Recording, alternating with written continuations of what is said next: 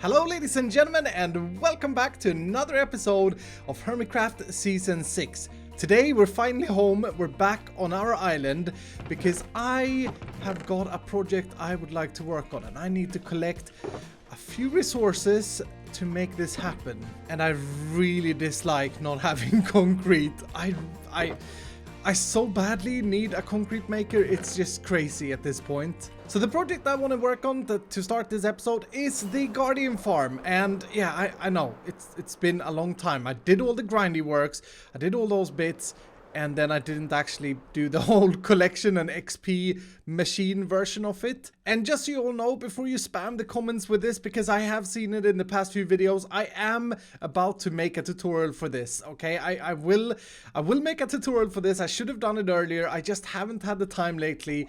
But once I finish... Ooh, that's a really good box to open. Once I finish this downstairs part, I will be making a tutorial over this so that you can build it in your own world. And this is super choppy. I really do hope that Mojang at some point fixes so that bubbles aren't so laggy on the client side. It's really weird running a monster computer and still having FPS drops. So before we start the project, I actually want to give you guys an update because I have been doing some stuff here and this was all part of a live stream. So a few of you that was watching that live stream has probably seen this, but the Guardians at the moment come down here and they automatically die on the bottom of those hoppers, and then items are collected, and I'll show you that down there in a second. But up here I actually made a system where we pull a lever and now the Guardians will get stuck here and we can one-shot them to get the XP. So this function is already in place. And then whenever we're done, we flick the lever and all of the items from the Guardians that we have collected go down into the sorting system. And I've secretly used this system for over the past week to repair my elytra and such. So yeah, that part of the farm is functioning. Then down here, 10 blocks below that, I have the storage room, or at least I have the storage cells that sorts out the items. So we got prismarine shards, we got the crystals, we got a bunch of cod, and I think these are designated for other things that we haven't got yet. Yeah, pufferfy. Pufferfy. This ought to be the best looking icon in Minecraft, am I right? That's the best little item icon ever. So what I want to do to start off this episode is to completely finish this bit down here. Whenever someone designs a Guardian Farm, they tend to use prismarine and dark prismarine, and while I do like this block, I'm not a big fan of that block there.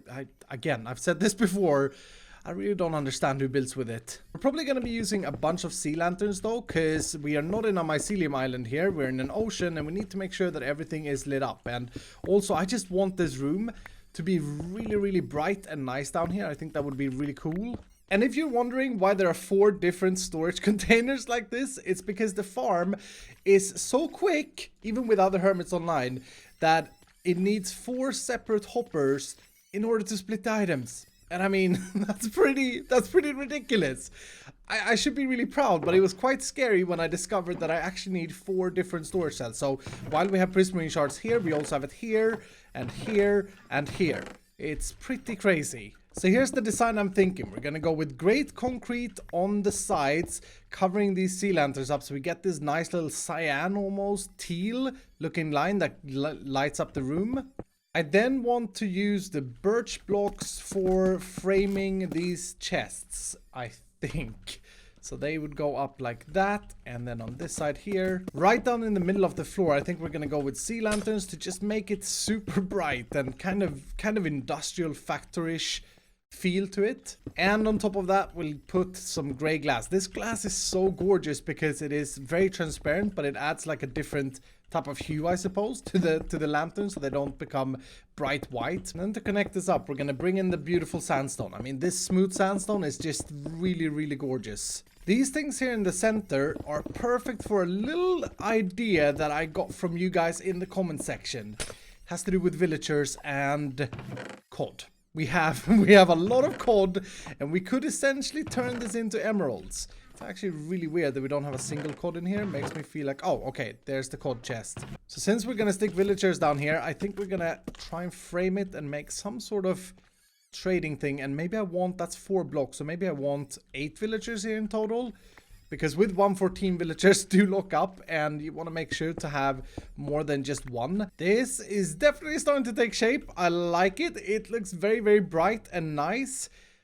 We got to make sure to get rid of that though. Now, one very important thing that's part of this is, of course, to basically craft up sea lanterns and pack them together. So we're definitely going to need crafting tables, or we just need one crafting table. But because this room is, well, a too wide thing, I think that is the best solution to do. And then maybe here we'll cover this up and just make it look a little bit nicer in the center. Now, I did work a little bit on trying to figure out a good auto-crafter in the sense of vanilla auto-crafters for sea lanterns. And I may do that in the future, but this ought to be pretty simple as well, because the chests with the sea lantern crafts are all sort of in this center of the room. Now, Fisherman's Workstation is actually a barrel, and I'm not gonna lie, there's a good chance that these barrels will be filled with just junk, because that's normally what I do when I have spare chests. But hopefully I can keep them clean. Not that it matters for the workers or for the fishermen, but I think that is good. We also need to get the villagers in here, which is not something I'm gonna do until we update to 1.14.4, because villagers have turned a lot better in the latest version of Minecraft, and we're currently on 1.14.2.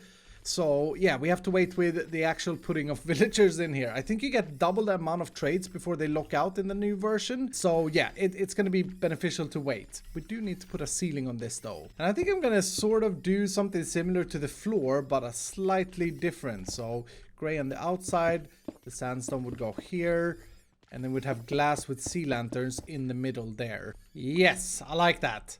I like that. Very nice. I'll do the same here. I actually think that this is turning out really good.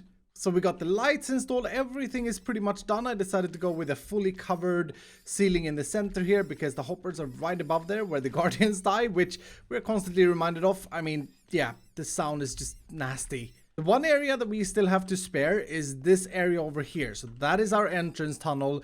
And we have this area here where we have nothing. And the one thing that we need is a shulker box loader. We need to stand here, craft the sea lanterns, and then put them in a shulker box. So I think we'll do that over here. Ideally, that would be in the middle, but I don't think we can fit one here unless we move the villagers. And if we move the villagers, we don't have as much, yeah, we don't have as many villagers basically. So I think we'll put that over here.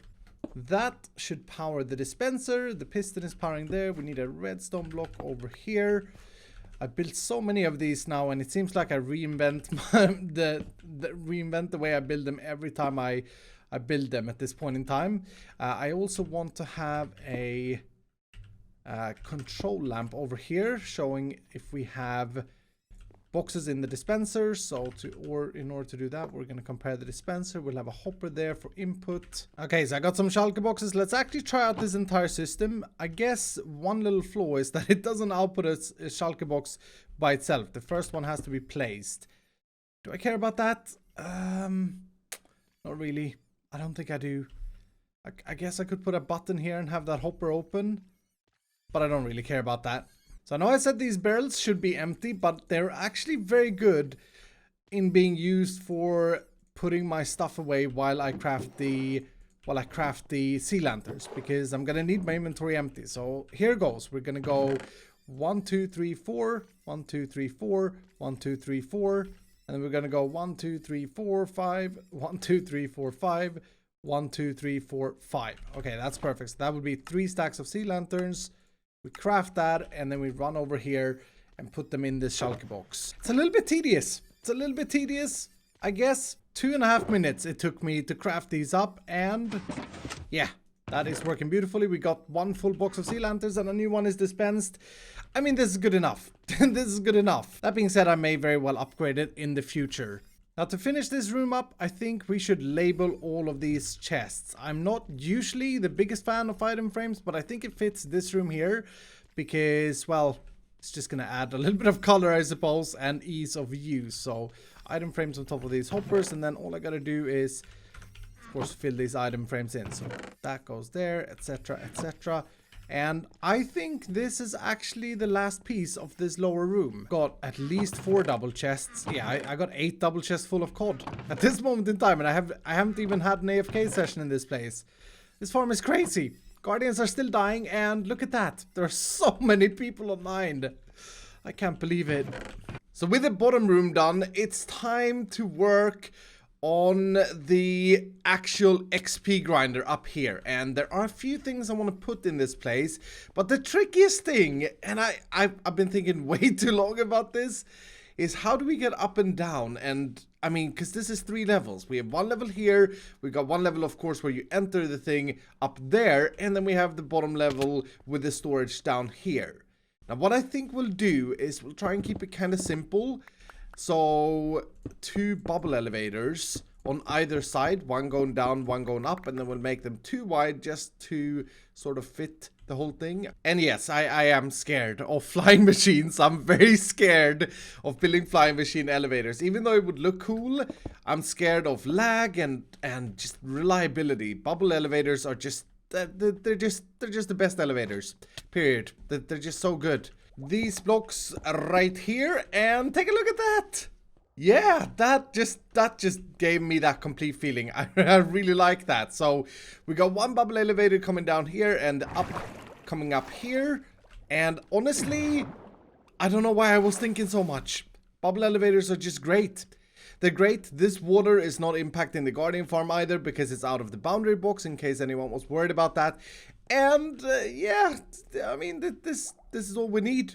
This is all we need. Up here at the XP grinder part, now comes the interesting thing. Because this, first of all, we need an exit all the way up. And I'm thinking maybe we'll just have another elevator here going all the way up. That would probably work out fine.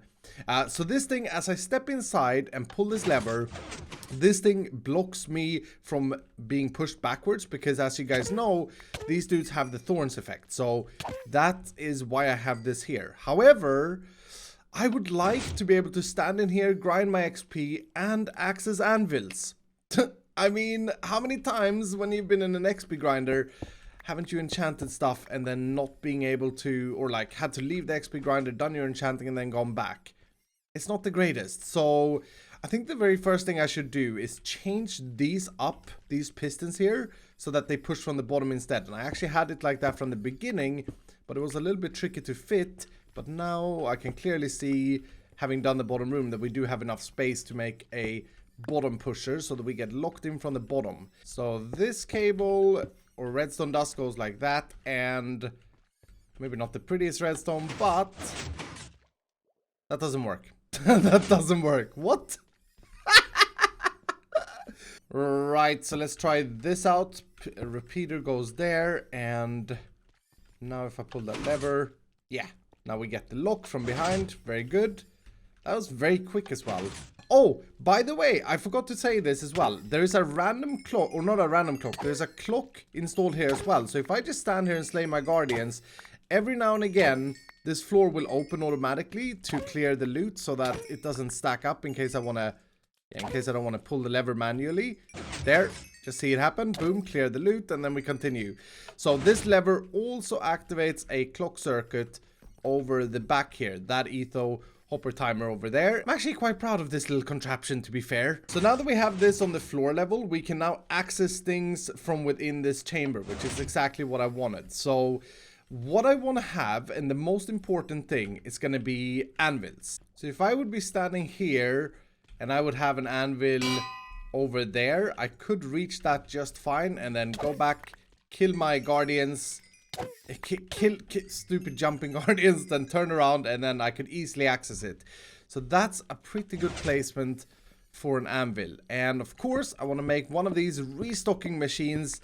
I mean, they are, according to Mumbo, the simplest thing ever. Everybody should have them, he says in all his videos about house building. So yeah, I'm definitely gonna build one. Don't think I've ever built one of these ever. And I'd like to try and design one of these machines that doesn't require me to push a button. I just like to magically get an anvil to appear. So we're going to start with having an observer right there. And that's where our anvil will be sitting on. And then we can take a signal from that and do some magical stuff. Sometimes I have to remember that I'm building underwater. I just had a big water leak that leaked all the way in here and all the way on this side over here.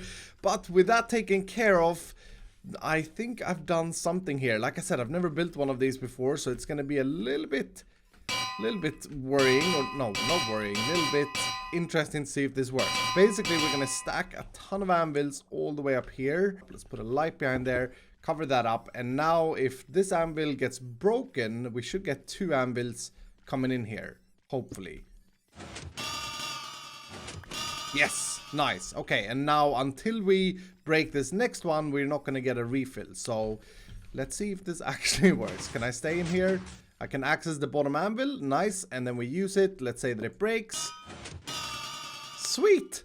That's awesome. And I love that sound. Also, anvils do not take fall damage if they drop 1 block. That is working really great. And Mambo was right. These are very easy to build. Everybody should totally have these in their base. I'm not gonna lie, I have spent 2.5 hours on this since we installed the anvil thing. Everything seemed to be a struggle with this, with water leaking in, and with the beacon that I had here being placed right where I put down this new elevator, and this elevator not fully working. Yeah, it's still an issue. I need to install a pulse extender. It's so weird though, because it works every now and again. If I wait till this bubble comes, yeah, then no problem. I can get up fine. But yeah, I had to move this beacon, and this layer here. Oh, this is so annoying. This water pocket that we have over here. It's destroyed a lot of things for me. I should have totally just spent the extra few hours in clearing that out. But everything is now finished. And I'm very, very happy with this. So we come down here. We still have to do like an entrance from the actual island to this. But as far as the Guardian Farm goes, it's now done. It's completely done. So over here, I redesigned the XP grinder a little bit. I didn't like having to sneak under slabs and feel really slow. So I replaced these for trapdoors. Reach the lever just fine, and the guardians cannot get out, so we are completely safe in standing here and mending our tools, which I've actually done with my pickaxe, so I've actually tried it out fully. We got the regeneration and the haste and the resistance strength boost, so we should be fine in slaying them for a while. The anvil thing, we have over here a little enchantment station, and I don't know if I'm ever going to use this. It's just good to have one here. I usually just use the book enchanting. And then this space, I don't really know what to put in. So we got an ender chest. We got a few chests. Everything is good. And I'm so very proud of this. That's the wrong elevator. As I was saying, I'm so very proud of this. This is looking really good. I'm really, really happy with this. And what I'm planning up here is to make an underwater aquarium tunnel.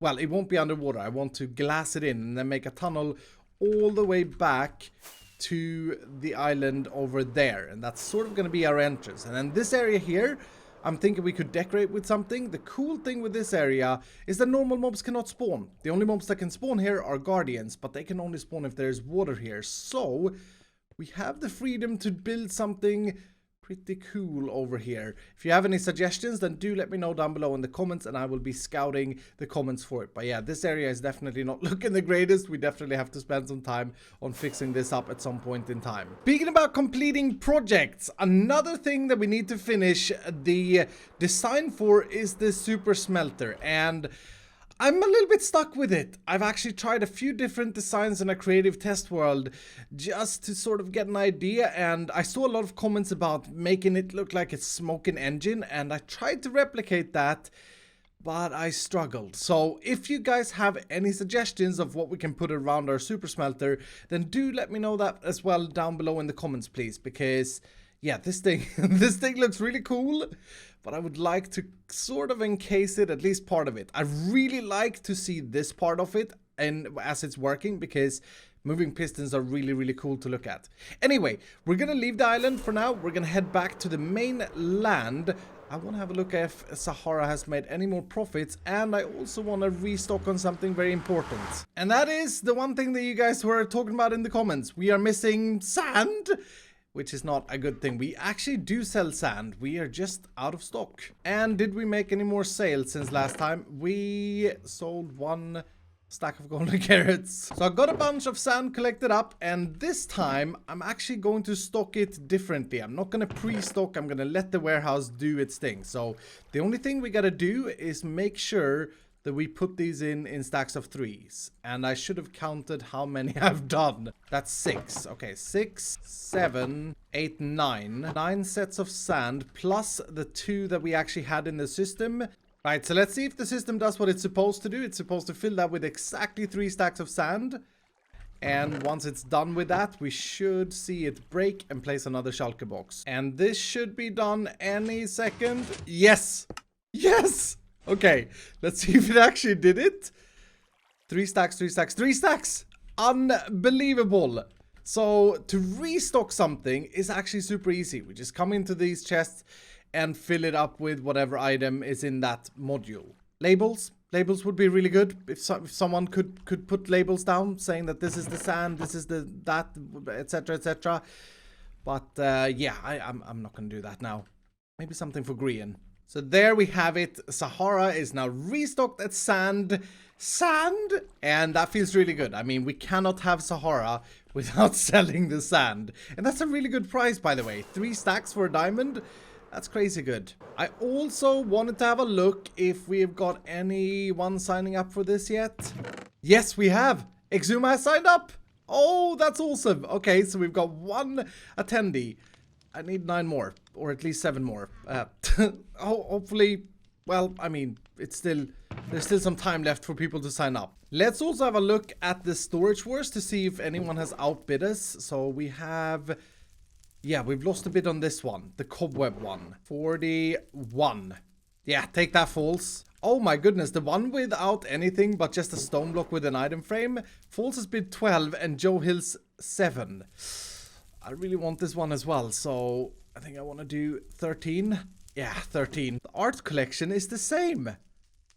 I mean, no, I'm going to leave the art collection. The art collection I'm going to leave for now. I'm really proud of having completed the Guardian Farm today. That was, whew, that took a long time to do in total, but I'm just so happy to finally have a fully functioning Guardian Farm for myself. And I'm also really excited to see that we got 1 hermit signing up for Siege of Doom so far, so that's great.